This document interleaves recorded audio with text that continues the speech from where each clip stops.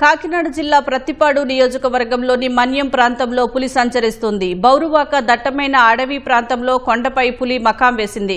గురువారం రాత్రి తాడువాయి సమీపంలో గేదెదూడను పులి చంపింది.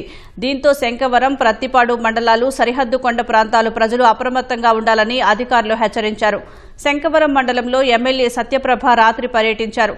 ప్రత్తిపాడు మండలంలోని బౌరువాక, తాడువాయి, దోపర్తి, పాండవులపాలెం, ఉత్తరకంచి, ఒమ్మంగి గ్రామాల ప్రజలకు అటవీశాఖ హెచ్చరికలు జారీ చేసింది. శంకవరం మండలం శృంగధార, పెద్దమల్లాపురం, సిద్దివారిపాలెం, వేళంగి గ్రామాల ప్రజలు జాగ్రత్తలు పాటించాలని సూచించింది. పులి కదలికలపై అటవీశాఖ సిబ్బంది నిరంతర పర్యవేక్షణ కొనసాగుతోందని అధికారులు తెలిపారు.